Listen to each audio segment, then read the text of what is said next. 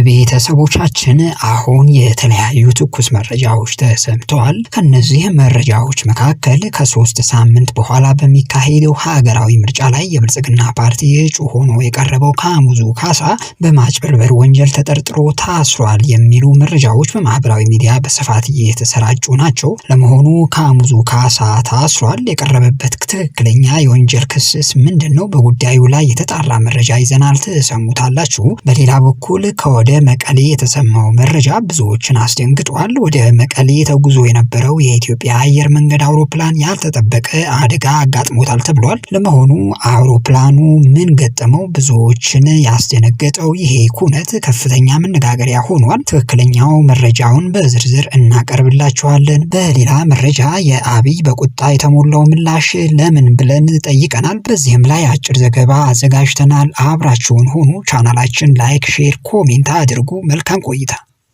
ዛሬ የሙዚቃ አቀናባሪው እና የብልጽግና የምርጫ እጩ ካሙዙ ካሳን በሚመለከት የተሰማው መረጃ ከፍተኛ መነጋገሪያ ሆኖ ቀጥሏል። ካሙዙ ካሳ የ30 ሚሊዮን ብር ክስ እንደቀረበበትም ተረጋግጧል። ይህን ተከትሎ ካሙዙ ታስሯል ወይ በማለት ብዙዎች እየጠየቁ ናቸው። ከዚያ በፊት ግን የገዢው የብልጽግና ፓርቲ እጩ ሆኖ የቀረበው የሙዚቃ አቀናባሪ ካሙዙ ካሳ የባንክ አካውንት መታገዱን ሪፖርተር ጋዜጣ በዛሬ የእንግሊዝኛ እትሙ ነብቧል። ካሙዙ ከመንግስት ከ100 ሚሊዮን ብር በላይ በጀት ተቀብሎ ከ30 በላይ አርቲስቶችን የሰሩበትን ገንዘብ አልከፍልም በማለቱ ነው የተከሰሰው ተብሏል። የካሙዙ የባንክ አካውንት የታገደው ኪን ኢትዮጵያ በተሰኘው ባህል ማስታወቂያ መድረክ ለተሳተፉ አርቲስቶች ገንዘብ ባለመክፈሉም እንደሆነም ተሰምቷል። እንደ ሩሲያና ቻይና ባሉ ሀገራት የተካሄደውን ኪን ኢትዮጵያ ባህል የማስተዋወቅ ጉዞ በበላይነት የመራው ካሙዙ ለአርቲስቶቹ ክፍያ ባለመፈጸም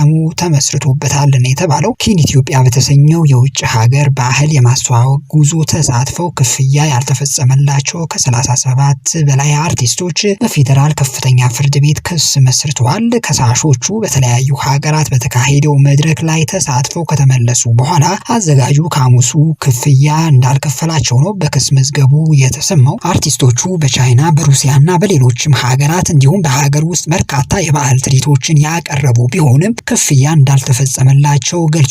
ካሙዙ ክፍያ አልፈጽምም በማለት ከአርቲስቶቹ ጋር የገባውን የውል ስምምነት ለማጥፋት እየሞከረ መሆኑንም በክስ መዝገቡ ላይ ተገልጿል። አርቲስቶቹ ከ4 ወራት በላይ በልምምድ ላይ ቆይተው ወደ ተለያዩ ሀገራት ተጉዘው ላቀረቡት ስራ ለእያንዳንዱ መድረክ 217500 ብር ሊከፈላቸው ተስማምተው የነበረ ቢሆንም ካሙዙ ክፍያው አልፈጽምም ማለቱም ነው የተሰማው። ለካሙዙ ከ100 ሚሊዮን ብር በላይ የከፈለው የባህልና የስፖርት ሚኒስቴር አቤቱታ ቢቀርብለትም አይመለከተኝም እንዳላቸው አርቲስቶቹ ተናግሯል። ሚኒስቴር መስሪያ ቤቱም እኔ የካሙዙ አጋር እንጂ ቀጥታ ቀጣሪ አይደለሁም በሚል ለሻኩራ ፕሮዳክሽን ደብዳቤ ከመጻፍ ባለፈ መፍትሄ ሊሰጣቸው እንዳልቻለም ነው የጠቆሙት። በዓለም መድረክ ላይ ኢትዮጵያን ለማስተዋወቅ ሄደን ወደ ሀገራችን የተመለስ ነው ግን ባዶ እጃችን ነው ሲልም ከከሳሽ አርቲስቶች አንዱ ለሪፖርተር ጋዜጣ ቅሬታውን ማቅረቡም ነው የተሰማው። ቅሬታቸው በካሙዙና በ100 ሚሊዮን ብር በላይ በጀት በመደበው የባህል ስፖርት ሚኒስቴር ምላሽ ባለማግኘቱ ጉዳዩን ወደ ፍርድ ቤትም ወስደውታል ነው የተባለው። በካሙዙ የሚመራውን ኪን ኢትዮጵያ የባህል አስተዋዋቂ ቡድን ጉዞ ገና ከጀመሩ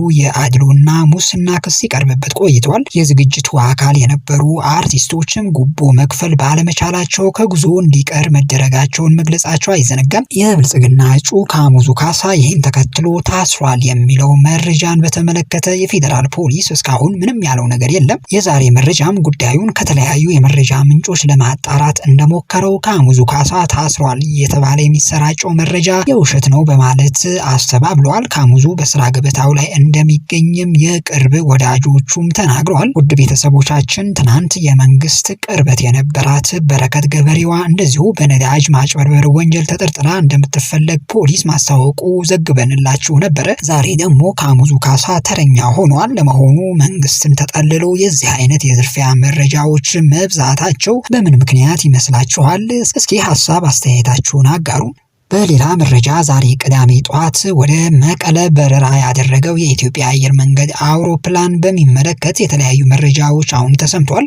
አውሮፕላኑ መቀሌ ማረፍ ተስኖት ወደ አዲስ አበባ መመለሱን ጨምሮ የተመለሰበትን ምክንያት በሚመለከት የተለያዩ መላምታዊ መረጃዎች ሲወጡ ነበር። አሁን በወጣው ትክክለኛ መረጃ መቀለ በረራ ያደረገው የኢትዮጵያ አየር መንገድ አውሮፕላን በአሉላ አባነጋ አየር ማረፊያ በሚገኝ የኮሚኒኬሽን መሳሪያ ብልሽት ምክንያት ወደ አዲስ አበባ ተመልሶ ለማረፍ መገደዱን አንድ የአየር መንገዱ ኃላፊና መንገደኛ መናገራቸው የኢትዮጵያ ኢንሳይደር ዘግቧል። የኢትዮጵያ አየር መንገድ ዛሬና ነገ ወደ መቀለ ለማድረግ ያቀዳቸው በረራዎች ብዛት 6 ነበሩ። የአየር መንገዱ ለዛሬው የመጀመሪያው በረራው የመደበው አውሮፕላን ጠዋት 12 ሰዓት ከሩብ ከአዲስ አበባ ተነስቶ 1 ሰዓት ከ50 ደቂቃ ላይ መቀለ እንዲያርፍ የጊዜ ሰሌዳ ወጥቶለት ነበረ።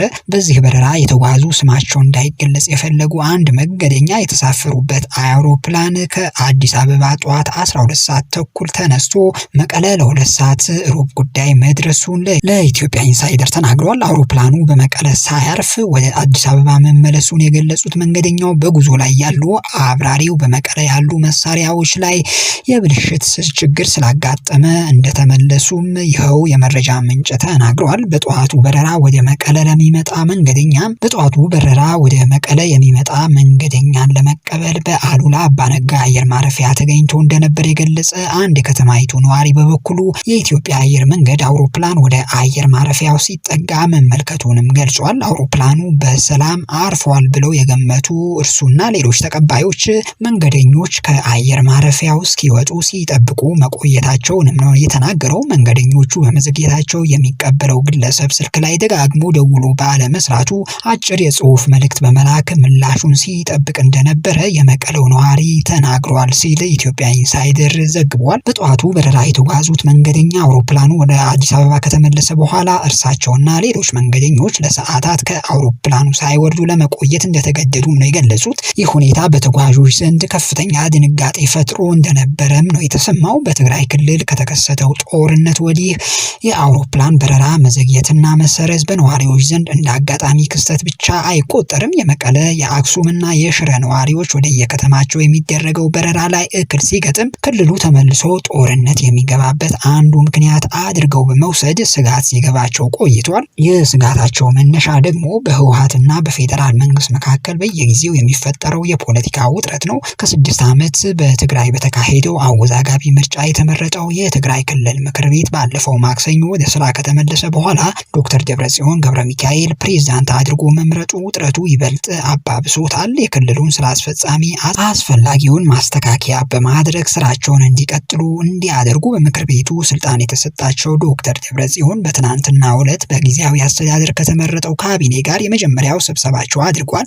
ይህ ስብሰባ እየተካሄደ ባለበት ወቅትም በመቀለ ከተማ የጦር ጀት ሲያንዣብብ መታየቱ በማህበራዊ የትስስር ገጾች መነጋገሪያ ሆኖ ነበረ። በዚህ ፖለቲካዊ ውጥረት መካከል የተከሰተው የዛሬ ጠዋቱ የአውሮፕላን ጉዞ እክልም በተጓዦችና በነዋሪዎች ዘንድ ስጋት ቢወልድም ጉዳዩ ከቴክኒክ ችግር የተያያዘ ብቻ መሆኑን የኢትዮጵያ አየር መንገድ አስታውቋል። የአየር መንገዱ የንግድ ዘርፍ ኃላፊ አቶ ለማ ያደቻ የጠዋቱ የአውሮፕላን ወደ አዲስ አበባ እንዲመለስ የተደረገው በአሉላ አባነጋ አውሮፕላን ማረፊያ ላይ በደረሰ የኮሚኒኬሽን መሳሪያ የቴክኒክ ብልሽት እንደሆነም ለኢትዮጵያ ኢንሳይደር አስረድቷል። ይህም ሆኖ ለአውሮፕላኑ መመለስ የደብረጽዮን ቡድን ክልከላ ነው የሚለው በተለያዩ የማህበራዊ ሚዲያ ፕላትፎርሞች ላይ እየተሰራጨው ያለው መረጃ የተሳሳተ መሆኑንም ነው የተሰማው።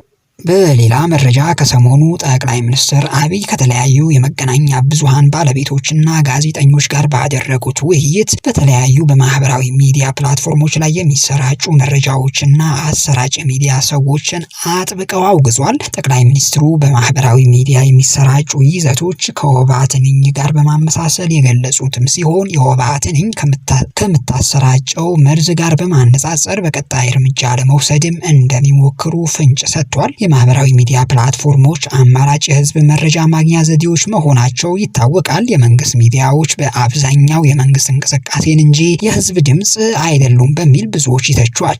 ጠቅላይ ሚኒስትር አብይ የመንግስት ሚዲያዎች የህዝብ ድምጽ እንዲሆኑ አመቺ ሁኔታዎች እንዲፈጠርላቸው ከማድረግ ይልቅ በማህበራዊ ሚዲያ የሚሰራጩ ይዘቶች ላይ ጠንከር ያለ ምላሽ መስጠታቸው ከጋሪው ፈረሱ ቀድመዋል በማለት የማህበራዊ ሚዲያ ጦማሪዎች ለአብይ ምላሽ ሰጥቷል።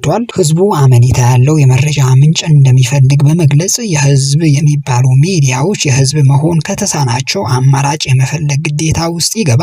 በማህበራዊ ሚዲያም ላይ የሚታዩ አሉባልታዎች እንዲበዙ ያደረገውም ትክክለኛ የመረጃ ምንጮች ባለመኖራቸው መሆኑንም ተቺዎችም ያክላሉ። ውድ ቤተሰቦቻችን ለአሁኑ የያዝነው መረጃ ይሄን ይመስል ነበረ። መልካም ጊዜ ተመኘን። ቻው ቻው።